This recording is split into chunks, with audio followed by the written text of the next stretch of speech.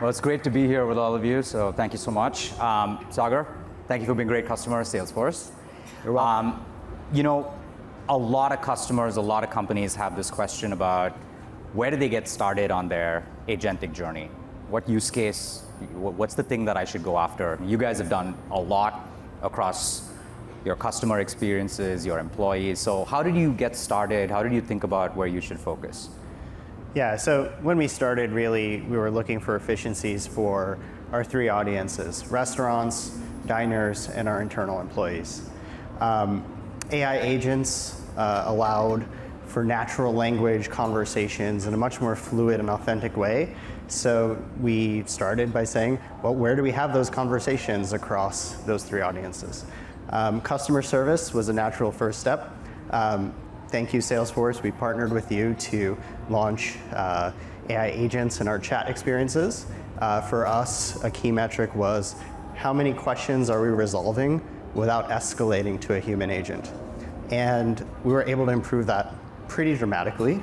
But the potential is just so much higher as well, right? As we see how does the agent interact with our own internal tools and APIs, we know that over time we can just get better and better. For our restaurants, actually, a common thing that they had to deal with was people calling the restaurant to make reservations. And it's funny because OpenTable, when it was founded 26 years ago, was founded with the simple premise of make a reservation online 24/7. You don't have to talk to anyone, right? But despite that, people still pick up the phone, call the restaurant. And so what we said was, okay, how can we partner with great voice AI companies to bring a solution to market, allows a restaurant to answer the phone automatically, make a reservation, answer questions. Seen great success so far. Millions of calls answered, hundreds of thousands of reservations. A lot of times the person calling doesn't even realize they're talking to an AI. Yeah, what I love about that is I think picking an outcome, picking a clear KPI, this is what I want to orient my experience towards, I think is a much healthier approach to this versus just kind of trying to boil the ocean with a bunch of experiences. So that's really great. Now, as you've been on this journey, would love to hear about what are some of the challenges that you've seen? What are the things that you felt like you've had to put more energy around? How did you get ready for it? So we'd love to hear what that implementation journey has looked like for you.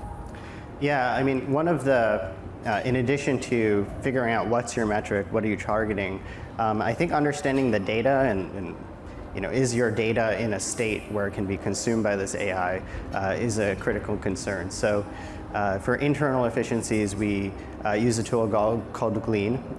It's enterprise search, knowledge management.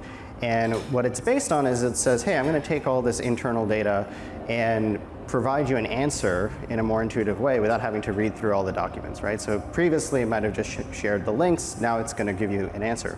Obviously, like anything, it's only as good as the inputs, right? And so ultimately you need to really think about, okay, how do I make sure if I'm creating a customer-facing experience especially, what's the data going into it? And how do I evaluate the answers coming out? And so that can be testing, right? Okay, I have a set of questions that I know the answer to, and I'm going to compare and do some evaluations. It can also be things like monitoring for sentiment. So is the person that is interacting with this AI frustrated? Can you detect that from the conversation trace or the voice? And how do you actually then incorporate that into your learnings and your feedback loop? Because if you're not doing that, then you kind of have this, thing out there and you just don't know how to evaluate, is it doing the right thing or not? Yeah, and I think, every step of that journey from let's pick the outcome, let's think about the configuration, let's think about what the data sources are, all the way through deployment, implementation, monitoring, testing. It's like we're in this world now where we're kind of creating an entirely new development cycle for these agents as they're starting to experiment. I'd love to hear, how are you managing, like across your teams, across these experiences, particularly on, are we getting the outcomes we want? How do we know how to improve things? How have you thought about that at OpenTable? Yeah, I mean, when we started, it was definitely more top-down of, hey, here's the initiatives we want to go after. At this point, we've tried to democratize it to some extent, where we said, look, we can, as an executive team or as a leadership team, figure out all the potential use cases. You, as employees, know what you're spending your time on, and we want you to set goals for your own teams and organizations on how you're going to use AI to make your processes, your workflows more efficient.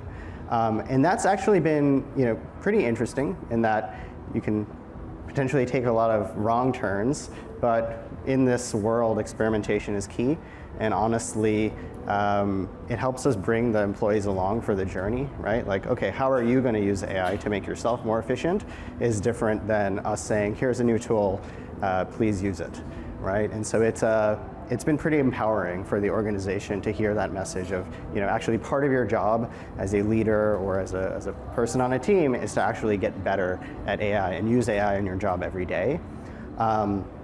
If you're a recruiter and you're thinking about how do I more effectively source candidates or filter through applications, if you're a marketer saying how do I reach the right influencer on Instagram or TikTok so I can run a campaign, all of those things, actually we start seeing bits and pieces bottom up being built out. Like, hey, I built a small agent workflow using the tools you gave us, or the development budget you gave us, and it's been actually pretty phenomenal. And with the right controls and governance mechanisms, et cetera, to allow right controls and governance mechanisms, but like different problems need different governance and controls, That's true. right? So like, what does OpenTable do? We match diners to restaurants, right? I'm not building a self-driving car. I'm not making medical recommendations. Yep. I think we can take a little bit more risk as an organization, and that's the thing I try to tell my teams is like, if this is a little bit wrong, but we can get feedback and learn and improve it, it's better than the alternative. And so you just have to put that into context of like, what is the actual risk in what we're doing and in our products? And can we take more risk? I say yes. No, that's great. And I think you've kind of led to my last question here, which is, when you think about the future of OpenTable as an organization, from Salesforce's vantage point, we believe customers are going to have lots of different kinds of agents. Agents facing their customers, agents facing their employees, and then a whole class of agents that are just doing kind of work in the background, kind of at scale work. How do you think about your agentic workforce? How are you all planning for that? What does that future look like for you? Yeah, and it's interesting because we're a hospitality company, so we bring people together, right? And that human touch is really important. That said, agents are here and they're here to stay. One thing I think about is how do I take my human workforce and help it be the people who are training and building out the digital workforce, and really involving them in the journey. I have like 7 or 8 different coding co-pilots in trial right now, and for some people well, that's a lot. Do you need all of those? It's like, look, I want to engage with my engineers. I want them to try and test different things and find out what works, what doesn't work, because ultimately, your most valuable employees are going to be the ones who learn how to use AI very effectively, and want to empower them to do so.